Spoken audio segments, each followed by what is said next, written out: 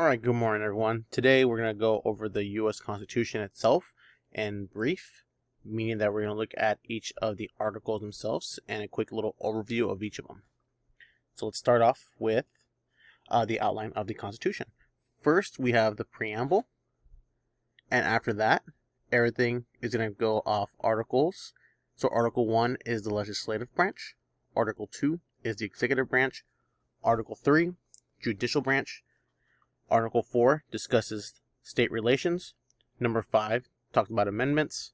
Number 6 talks about national supremacy.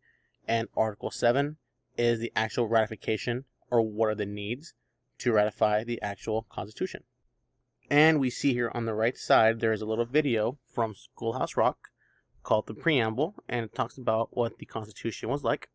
I won't play it right now, but when you guys have time, if you can take a little brief 2-3 minutes of your time to watch it. So the preamble is basically the beginning of the Constitution, and it starts off with "We the people."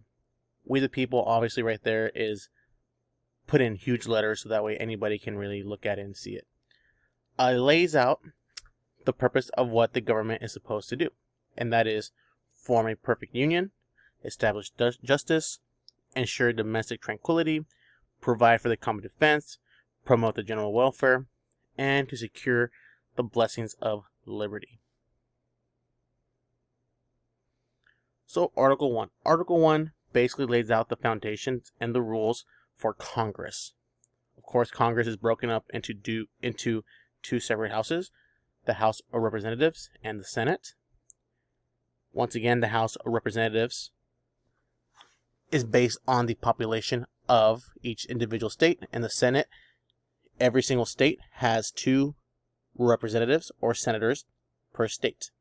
That one is not determined by population. It also establishes several powers for Congress. The Constitution lays out that Congress can write and pass laws, it can tax, borrow money, declare war, create courts, regulate interstate and foreign commerce, and impeach a president. We'll go into more detail of the powers of Congress in the coming weeks. Article 2 lays out, obviously, the executive branch, also known as the president. The president's abbreviation is known as POTUS. POTUS stands for President of the United States. And some of the powers that is granted to the president in the Constitution are being the commander-in-chief of the armed forces, make treaties and appointments, grant pardons, enforce laws, and veto laws.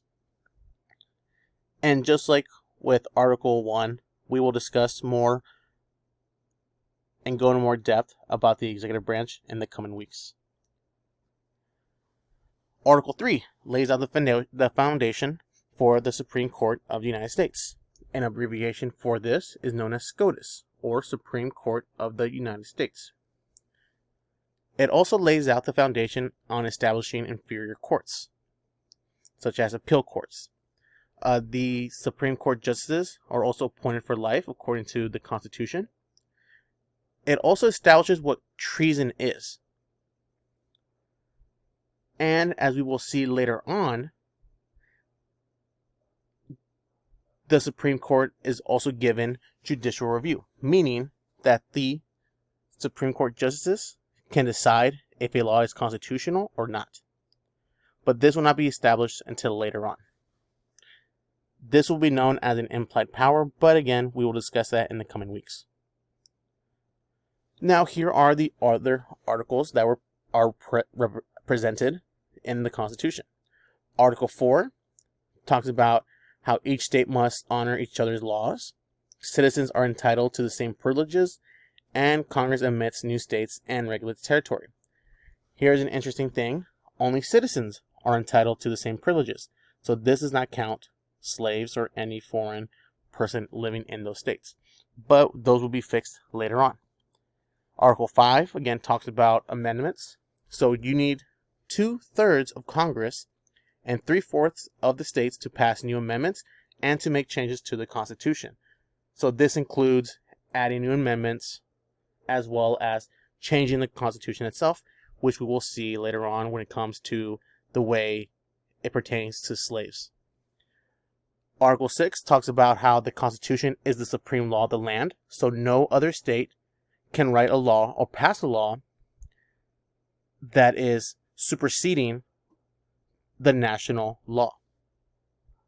So, for example, if Congress were to pass a law in which we can no longer sell, let's say, vehicles that get 5 miles to the gallon, well, we can't have states pass laws in which cars can have 10 miles to the gallon.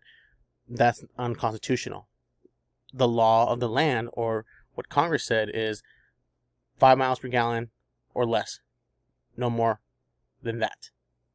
So that's one of the examples of that. In Article 7, again, it talks about the ratification of the Constitution itself, in which you needed 9 out of 13 states to be ratified. And that was all we have for this. Talk to you guys soon. Bye.